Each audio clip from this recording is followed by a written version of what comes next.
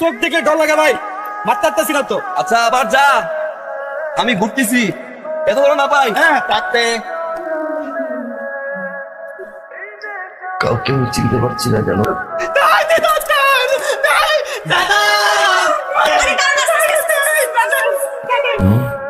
আবুল তাবুল বলছি, মাথা ঘুরায় কেন ম্যাডাম? আপনি একটু উঠে বসুন তো। আপনার কাছে আসলে আমার কি আপনার দরকার? না, তেমন কিছু লাগবে না। এই নদীর মাঝখানে গিয়ে আমি উপর থেকে ঝাঁপ দিই। কে এসেছে আমার কাছে? ওই যে 2 দিন ধরে শুয়ে আছে। এক্সকিউজ মি, এক্সকিউজ মি, শুনতে পাচ্ছেন? আপনি কেমন আছেন? আপনাকে আমি ভালোবাসতাম, আপনার একটা বার দেখার জন্য ম্যাডাম সবসময় ছটফট ছটফট করতো। বাবা মারা যাওয়ার পর কেউ পাশে ছিল না। আমার মামাতো ভাই আমার ডাক্তারি পড়াশোনা, কখনো আমাকে কোনো কিছুতে না করতো না। এর বিনিময়ে